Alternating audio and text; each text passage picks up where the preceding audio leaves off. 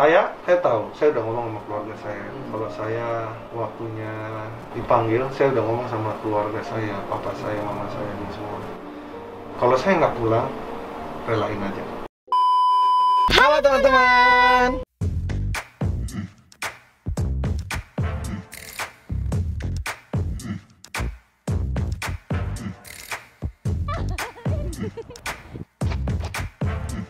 Balik lagi di channel YouTube-nya aku Marisa Caca. Dan kali ini aku lagi sama Andre, suami aku. Pastinya bro. Dan sekarang kita lagi mau ketemu sama Kapten Vincent. Ya, Kapten Vincent yang sekarang juga lagi banyak di apa yang mau ditanya lah intinya gitu. Jadi intinya kita sekarang udah nyampe di flight deck Indonesia. Betul. Di Pantai Indah Kapuk. Kita tinggal nunggu Kapten Vincentnya, sedikit lagi udah mau sampai. Jadi setelah ini nanti kita bakal tanya-tanya apa yang mau kita tanya dan apa yang mau dipecahkan gitu. Dan mungkin kalian juga bertanya-tanya nanti kita mau tanya-tanya apa. Ya, makanya sebelum itu kalian subscribe dulu. Jangan lupa komen ya di bawah konten apa aja yang harus kita buat. Pertanyaan apa aja yang mau ditanyain ke Kapten Vincent boleh kalian tanya di kolom komentar. Terus juga untuk pengetahuan juga, untuk informasi dan berita, kalian boleh bantu dengan cara share ke semua orang. Jangan lupa juga di subscribe juga channelnya Kapten Vincent. Dukung terus berkaryanya dan ada lagunya juga, boleh kalian dengar. Kapten Vincent punya lagu juga, boleh kalian dengerin. Jadi langsung aja kita tunggu Kapten Vincent yang datang. Oke, sampai ketemu di dalam.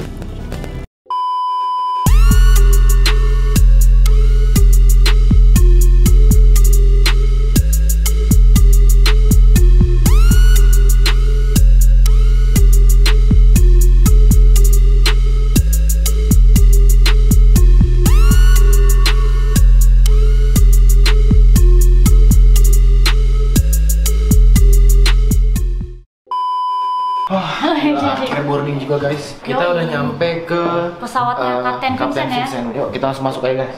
Udah lama banget nih gak ketemu Kapten. Iya, ini kita pesawat pribadi jadi masuk ke sendiri, nggak ada apa. Kapten. Semangat sore, akhirnya kita udah ketemu guys. Sekian lama. Sekian lama ya. Udah lama banget gak ketemu. Iya. Udah ada 5 tahun ya Cap ya? Enggak lah. Enggak ya? Baru setahunan lebih gitu udah gak ketemu Kapten. Kangen juga ya Cap ya? Iyalah kangen, kita main simulator. Iya. Yang Cessna kasih zero gravity. Iya parah. Kalian udah nonton belum sih yang itu? Lihat aja nih videonya di sini nih. Gokil banget sih di situ. Dan sekarang Cap kita mau nanya-nanya Boleh. soal pesawat Sriwijaya SJ182, kita boleh tanya-tanya itu nggak? Boleh, silakan. Kalau ada yang mau nanya yang bisa saya jawab akan saya jawab. Iya. Yang nggak bisa mungkin saya akan angkat tangan gitu. Siap. Sini suami Ini bantuin. Iya, jadi bantuin dulu ya. Iya host, Gitu. ini host kita juga. Jadi semenjak menikah jadi udah bergabung juga resmi di Marisa Caca Channel. Asik. Silakan duduk. Cuman sebelah sana. oh iya, di sini bisa duduk ya. iya. Nggak apa-apa ya Kap ya. Boleh. Digeser. Takutnya ntar ada tombol apa ntar ya. Enggak. Dari sana. Ntar saya kebuang lagi keluar. Oke, jadi pertanyaannya ini sebenarnya nggak jauh-jauh, pastinya soal pesawat. Cuman intinya sih yang mau kita tanyain itu adalah pastinya soal pesawat lama atau baru. Itu dulu deh. Kalau misal dari Kapten Vincent tuh apa yang mau dikatakan soal pesawat lama atau baru? Pesawat tua mungkin. Pesawat tua. Pertama mungkin Iya, orang tua. bilang pasti sama kayak mobil. Tahunnya dulu. Iya. Itu pesawat tua kelihatan dari tahun, dari cycle-nya. Cycle. Berapa cycle juga. Kalau ada 50.000 cycle udah dikatakan tua. Nah, cuman kan yang namanya pesawat itu tidak bisa dinilai dari umurnya. Kesehatan pesawat itu adalah bagaimana mereka memaintainnya. Intinya walaupun mungkin dikatakan kalau misal baru itu kalau misal nggak di maintain juga sama aja gitu kan. Nggak bisa, iya sama aja. Baru kalau nggak di-maintain kerusakannya banyak, nggak komplain, nggak bisa terbang. Benar. Kalau pesawat lama yang dijaga baik-baik, tidak ada Baik-baik. kerusakan sama sekali, banyak. Akan bersih dan tetap ringan ya. Betul. Lalu aku nih ada mau nanyain lagi, yang kedua itu adalah jatuhnya pesawat SJ ini memang kondisinya lagi hujan deras. Iya bener, lagi hujan deras. Dampaknya apa ya Cap ya? Apa itu berpengaruh banget gitu? Berpengaruh Apakah kalau besar hujan banget mendingan ya? kita nggak usah berangkat dulu atau apa gitu? Bandara hujan tuh kayaknya udah sering. Sering banget iya. emang dari dulu, iya aku juga sering Aku sih. juga udah berapa kali naik pesawat hujan, tapi puji Tuhan Nggak nggak kenapa-napa. kenapa-napa. Iya, take off, landing, lagi pas di atas juga ya. Iya benar, kita namanya hujan deras nggak bisa. Ini namanya maskapai penerbangan berjadwal. Kita tidak bisa tentukan jamnya, waktunya keberangkatan. Kita pasti namanya waktunya harus berangkat. Kalau sudah berjadwal kita harus berangkat. Dikala hujan deras, ya hujan deras, selama masih dalam safety kita akan jalan. Gitu. Tapi Selain- itu berdampak nggak? Ya buat penerbangan? pesawat memang sudah bisa bertahan kok dengan hujan Oh gitu. deras. Walaupun mungkin dari tower juga udah tahu ya anginnya berapa, terus juga gimana. Diberitahu dari tahun. Pasti dari awal. Detailnya itu berapa visibility-nya dan Oke. apakah ini light rain atau heavy rain. Ya. Terus lalu kalau misalnya nih kita kan ada dengar-dengar nih PCU ya, apa sih baca PCU ya? PCU. PCU itu apa sih? PCU itu adalah Power Control Unit. Ini memang pernah menjadi sebuah masalah waktu zaman dulu versi Boeing 737 yang model lama. Model lama tuh, berarti kamu apa? Klasik dan yang 200 itu dulu pernah ada. Jadi ketika terjadi suatu masalah di mana radarnya jam. Oh, jam itu berarti kayak apa sih? Nge-lag ya? Ngehang di satu sisi. Oke. Itu kan flight control kita. Oke, benar-benar. Dan menyebabkan pesawat tidak bisa dikemudikan. Nah itu zaman dulu. Jadi pernah kejadian, pernah beberapa crash karena itu. Boeing 737 pernah ada crash karena begini. Dia berputar dan tidak bisa dikontrol dan kalah dan crash pesawatnya. Ada yang selamat, ada yang crash. Nah, gini, jadi memang kita kan pernah lihat nih di beberapa orang yang sudah upload, yang udah bikin juga untuk rekayasa ya, kayak simulasinya. Nah, simulasinya itu kan aku juga beberapa tuh baca tuh kayak ada pesannya gitu adalah dibuat semirip-miripnya. Nah, tapi nggak bisa, kita cuma bisa pakai data itu kan. Data itu belum tentu akurat. Oh gitu, belum tentu akurat. Itu cuma aplikasi yang cuma ngawang-ngawang aja gitu kan. Soalnya kita ngeliat di situ memang sempat ada berapa kali itu durasinya lumayan lama loh. Kayak misalnya kayak goyangnya tiba-tiba, pasti itu baru take off ya. Pas lagi take off itu kayak dia tuh goyangnya lama gitu. Nah, itu tidak bisa. Itu goyangnya lama dan lain sebagainya, itu tidak bisa disimulasikan. Iya, karena flight radar itu tidak sesensitif itu. Delay. Tapi oke lah, kita bicara masalah penerbangan itu. Yang bisa kita baca memang the final moment. Jadi memang ada sesuatu yang identik dengan masalah PCU itu. Karena suspek flight controlnya kalau fail itu bisa macam-macam ya. Kalau misalnya radarnya jam, kalau nggak elevator jam, nah bisa menyebabkan seperti itu. Jadi dahulu memang ada masalah dengan itu, sehingga dikeluarkanlah sebuah AD, Airworthiness Directive. Jadi semua harus di-replace. Karena ini adalah alat yang salah. Semenjak itu semua Boeing 737 termasuk Indonesia sudah diganti PCU. Oke, jadi udah nggak ada lagi seperti itu. Tapi kalau lihat karakteristiknya memang mirip. Kalau dengan gambar di sana bisa disebabkan sama ini mungkin. Bisa disebabkan similarity seperti ini. Cuman tetap guys, jangan percaya simulasi itu karena memang kita kan nggak di sana. Kita juga nggak melihat kejadian. Nggak ada datanya. Nggak ada datanya, jadi nggak akurat banget. Kita cuma bisa ngandai-ngandai, kita nggak bisa ngomong apa-apa gitu. Karena itu cuma aplikasi yang ya sebenarnya cuma kayak bayangan doang. Dan refleksinya belum tentu sama. Kita tarik, dia nggak mau. Karena saya juga udah coba kemarin. Saya udah coba simulasikan, kita buat itu dan memang hasilnya nggak gampang. Saya sudah coba. Untuk refleksi seperti itu, saya yakin itu jatuhnya nggak sama. Jadi nggak seperti yang di video lah intinya kayak gitu. Iya, saya yakin itu jatuhnya itu harus tol dan dia langsung mengarah ke timur. Gitu, langsung kayak kebalik gitu ya, putar balik lah, terarah gitu kan. Terus Cap, kalau ngomong-ngomong soal black box nih, black box-nya udah ketemu ya Cap ya? Black box sudah. Udah ketemu ya? Itu kita semua cukup senang untuk mendengar bahwa black box itu sudah ditemukan karena black box ini adalah satu kunci dalam mencari investigasi. Betul. Tanpa itu kita susah. Kenapa sih black box itu bisa kuat banget padahal nih misalnya nih kalau jatuh, nabrak, kebanting, kecebur kain itu kan juga dia pasti gitu. Ke permukaan tuh kan keras, nggak langsung nyemplung, tapi kan ketampar dulu atau apa. Nah, ditaruh di tempat yang paling aman, yang paling jarang, most likely patah ketika dentuman. Oh gitu. Buntut itu adalah tempat di mana rata-rata patah, dan kalau misalnya dia hantem keras, dia biasanya pecah, dan ini merupakan salah satu tempat yang paling kuat. Dan kalaupun dia jatuh dengan kenceng, material dari si black box ini memang sudah dibikin tahan bantingan, tahan air, tahan dengan suhu udara yang panas sekali. Iya, karena panas banget ya. Bisa kan terjadi explosion. Kenapa nggak di pesawat aja dibikin materialnya gitu? Nggak bisa ya? Nggak bisa. Sudah diperhitungkan pasti ya? Nggak bisa, ya. Ini kan harus, data ini harus selamat. Terus habis itu gini, memang black box itu memangnya namanya black ya? Itu kan memang sekian banyak kita ngeliatnya bukan black warna ya kan? Iya, ada yang merah, kuning. Nah itu warnanya tuh memang nggak hitam atau ada yang hitam? Nah ini dulunya ini awalnya dari zaman perang dunia ke berapa? Kedua, masalah 1 atau 2. Mereka itu ada box, ini ada black box itu sebenarnya untuk komunikasi. Nah, lama-lama istilah itu digunakan kepada untuk yang merekam. Lama-lama black box itu sampai sekarang dipanggilnya black box, tapi udah diganti. Walaupun warnanya merah gitu. Kenapa diganti? Kalau sudah masuk ke dalam lautan yang begitu dalam. Oke, dalam. Carinya berwarna hitam kan susah dilihat. Bener-bener kalau hitam. Susah nyarinya. Iya kan? Itu dulunya dari istilah black box. Black box. Semua black. Tapi begitu diperkenalkan di dunia penerbangan. Oke. Ini kan termasuk alat-alat emergency. Perhatikan rata-rata alat emergency adalah warna yang terang, yang mudah ngejreng. dilihat. Oke. Yang ngejreng ketika kita masuk ke sana, dibuatlah yang warnanya orange, kuning, dan di dalamnya itu ada apa namanya pink beacon locator di sana. Nah, udah gitu dalam pencarian ini kan pasti kan memang black box ini dicari sesuai titik di mana dia nabrak atau jatuh. Apakah di dalamnya ada satelit atau apa gitu biar bisa lebih dilacak, atau ada magnet yang bisa dilacak atau apa? Bukan, dia itu mengeluarkan ping beacon. Tim Mengeluarkan apa tuh? Suara? ada sinyal. Oh, ada sinyal. Sinyal gimana ngomongnya? Dia ada sinyal yang ultra apa namanya? Oh, kayak sounder gitu loh, kayak sounder. pokoknya ada alat yang bisa menangkap itu. Ting, ya, jadi ntar akan ada alat yang bisa melihat ini posisi beaconnya itu dari mana posisinya. Tapi itu ada limitasinya, kurang lebih ya, mungkin 30 hari, kalau enggak ya habis juga. Oh gitu, makanya harus segera dicari, makanya dari kemarin ada jangka waktunya juga ya. Karena kan baterai kan, jadi mungkin lebih ada harus diituin juga gitu. Nah udah gitu, untuk saran maskapai Indonesia dari Kapten Vincent gimana? Misalnya apakah pesawat itu harus baru biar lebih aman, lebih pasti? Saya nggak mengharuskan seperti itu. Semua maskapai misalnya? Enggak, tidak ada seperti itu ya. Saran saya ya, teruskan lakukan apa yang sudah dilakukan, semakinlah profesional, jagalah pesawat kita, maintenance-nya seperti biasa, lakukan apa yang sudah dilakukan dengan baik, itu aja. Intinya jangan meremehkan cek ya. Jadi harus udah standar kok, semua orang sudah punya sistem ya. Kita mau saran apa lagi, semua sudah menerapkan dan sudah menjaga. Kalau dari Kapten sendiri pernah nggak mengalami kejadian yang ngeri gitu, kayak hampir kecelakaan gitu? Enggak apa gitu yang deg-degan. Kita menjaga, deg-degan mah banyak.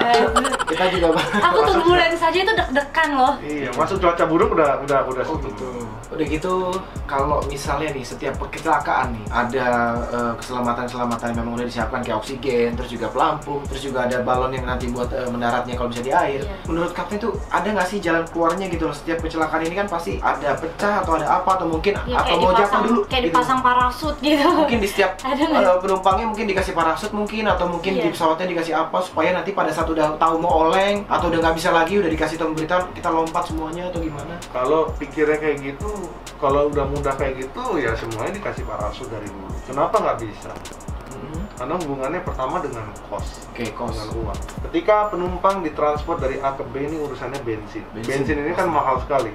Ini after kita mesti bayar mahal. Semakin banyak yang bisa kita bawa penumpang, semakin irit dan kita masih bisa mobilisasi lebih jalan. Betul ya? Iya. Nah, tapi kalau satu orang itu pakai parasut, berarti kita terbang nggak boleh 33.000. Kita terbang cuma bisa 10.000 kaki. Dengan bensin full, pesawat yang biasa bisa terbang 7 jam, ya kita anggap aja cuma bisa terbang 3 jam. Kita anggap aja, kita perumpamaannya. Dan jaraknya nggak sejauh pesawat yang terbang 33.000. Misalnya pesawat yang sama, saya bisa terbang misalnya ke Tokyo. Tapi ini kalau cuma 10.000 terbangnya, saya cuma sampai misalnya Ujung Pandak. Ya, tapi semua orang pakai parasut. Tapi ya muncul lagi perdebatan. Kalau kita pakai parasut dibuka, orang kalau tidak train dengan parasut gimana? Bingung juga ya gitu ya. Jadi mereka berpikir, udah karena sudah cukup aman lah pesawat. Sebenarnya sudah cukup aman, jadi memang kalian nggak usah takut guys, karena memang intinya sih semua jalan sudah diatur lah ya. Nah maka itu dibikin begini, ya udah pilihannya mendingan pressurized nggak pakai parasut atau pakai parasut tapi unpressurized. Dipikir-pikir iyalah lebih baik kita ngirit lebih banyak dan jalan itu bisa lebih nyaman. Akhirnya mereka pressurized. Dengan pressurized ini kan tekanan di dalam pesawat ini benar-benar kencang sekali. Jadi even Anda mau buka pintu pesawatnya aja di udara itu nggak bisa. Langsung kebuang semua kita ya? Iya benar juga. Nggak bisa karena ditekan. Jangankan mau dibuka ya, maksudnya benar-benar saking kuatnya itu kita nggak bisa buka. Nggak bisa buka karena you harus bernapas. Betul nggak? Iya benar. Kan harus ngelepas nih. Nggak bisa kedorong dari luar, jadi ini kayak berarti kita mau buka, yang ini angin terlalu kencang jadi betul, yang ada terbang ya. Iya. Untuk kita bisa bernafas, pesawat harus dipressurize. Makanya ketika dipressurize, kita akan lihat pesawat itu tertekan semua. Oh gitu. Jadi pintunya juga dikunci keluar. Ibaratnya nggak bisa buka. Nggak bisa buka. Sebelum dia nanti mendarat baru dibuka di baru ketika mendarat biasanya dia sudah dipressurize. Mendarat, diem dulu, dipressurize, baru dia bisa dibuka dan. Nah iya. Jadi pilihannya seperti itu. Maka itulah menyebabkan orang tidak bisa berasumsi macam-macam. Pasti kan ada yang nanya tuh. Kasih parasut, kita pasti terbang nggak bisa tinggi dan range nggak bisa jauh dan jadi nggak efisien. Jadi pilihannya adalah mendingan ya udah kita terbang pressurized, orang bisa napas, orang bisa ke Tokyo, orang bisa ke Amerika gitu. Atau orang pasti punya mikir kenapa sih nggak orang dibikin kompartemen bisa jadi kapsul segala macam. Iya banyak itu ya. Iya. Semuanya cost. semuanya kos, nggak mungkin semuanya ditinggikan gitu. Berapa beban yang harus Anda bawa? Jadi tidak worth it lagi. Dengan seperti ini sudah cukup efisien dan semua maskapai sudah bisa cukup bertahan dan semua orang diuntungkan. Cap, dengan kejadian yang kayak gini nih sekarang banyak banget nih yang trauma kayaknya naik pesawat. Kalau cara ngilangin trauma menurut Kapten gimana? Cara menghilangkan trauma itu ya kita percaya sama yang di atas. Saya tahu, saya udah ngomong sama keluarga saya. Kalau saya waktunya dipanggil, saya udah ngomong sama keluarga saya, papa saya, mama saya, dan semua. Kalau saya nggak pulang, relain aja. Itu sedih banget sih. Karena memang Kapten kan memang kerjaan utamanya memang selalu di pesawat. Iya. Jarang di darat lah gitu. Saya memilih untuk direlain aja, jangan diharapkan. Itu udah resiko pekerjaan. Apa mungkin ada target 3-5 tahun lagi habis itu aku quiet mungkin? Atau Saya tetap terbang, hobi terbang. Tapi saya udah bilang bahwa resikonya seperti itu. Jadi kita kalau bicara safety, kita pasti safety walaupun aman sekali, cuman memang saya sendiri ya sudah harus direlain kalau Pokoknya intinya dari semuanya ini kita percayakan saja sama Tuhan. Mau kita jalan kaki pun masih bisa kepleset di lantai, gitu loh. Jadi semuanya tetap dalam keamanan juga kita harus sayang atur, harus berdoa juga banyak-banyak dan pastinya udah serahkan juga sama Tuhan. Umur Tuhan yang atur. Semuanya udah diatur sama Tuhan. Jadi subscribe dulu channelnya Kapten Vincent, dukung terus juga setiap konten-kontennya supaya kembali lagi di trending terus seperti yang dulu gitu. Jadi kita selalu kangen lah konten-konten Kapten yang selalu dengan karakter pesawatnya dan juga bicara-bicaranya sama para YouTuber yang lainnya.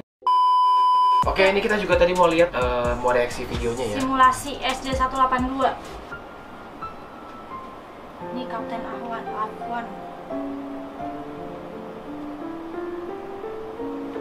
Dia baru terbang ya guys.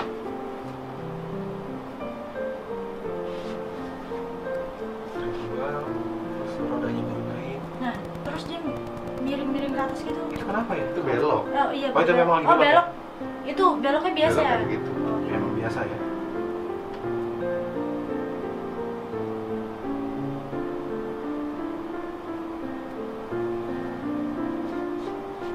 Dia lagi terus naik.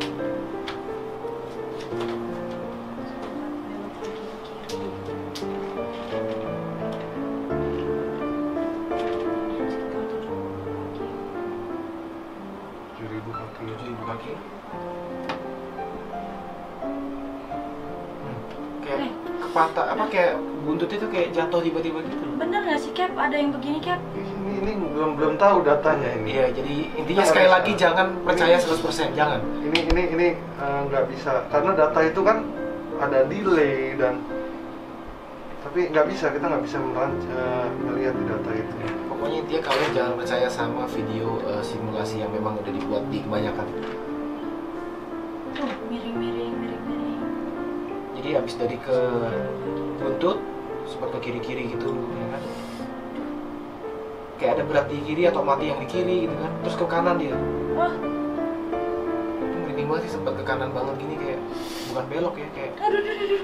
Dia mulai jatuh. Ah, Jadi habis dari kanan, nggak lama dia langsung ke gini nih, langsung begini nih, nukik gitu udah turun. Nah ini kita mesti cek lagi ya datanya, dia dive down itu kita mesti tahu apakah seperti itu benar atau enggak, karena datanya kita nggak punya data akuratnya. Iya, pokoknya intinya kita harus dengerin black box dulu kali ya. Supaya lebih ada gambaran kisi-kisinya lagi. Dia pasti kan berbicara kan dari karena kapten itu dan udah akurat gitu ya. Karena ini nggak bisa kita acu, datanya juga bukan menggunakan sumber datanya yang valid. Ini second per second tick itu kan kalau dari FDR jelas. Kalau ini kan dari sana cuma satu. Takutnya ini cuma kita buat cuman gambaran doang. ya dramatisir. Iya. Jadi jangan percaya kalian lihat di luar sana dengan beberapa simulator yang udah dibuat sama banyak orang, jangan percaya karena memang harus mendengar yang paling tepat nanti ada pasti. Soalnya itu kan patahnya ke kanan. Itu speednya harus kecil dan dia sudah stall duluan, makanya ini kita mesti lihat karena pitch-nya belum tentu seperti ini. Ini hanya ilustrasi lah, untuk ilustrasi oke gitu loh. Ini bisa menjadi gambaran awal lagi tuh. Iya. Tapi ini belum tentu benar. Oke deh, Cap. Makasih banyak untuk pertemuan kita kali ini. Sudah meluangkan waktu, merepot-repotkan juga. Iya, di saat lagi sibuk-sibuknya, Kapten mau Pokoknya menerima kita dengan baik. jaga kesehatan ya. Jaga kesehatan. Thank you bro. Makasih banyak, Cap. Makasih Thank you. banyak. Thank you. Kita mau Oke teman-teman, jadi gitu collab kita antara Kapten Vincent. Semoga kalian suka. Jangan lupa like, comment, dan subscribe channel ini dan channel Kapten Vincent tadi ya. Thank you, love you so much. much. Mwah.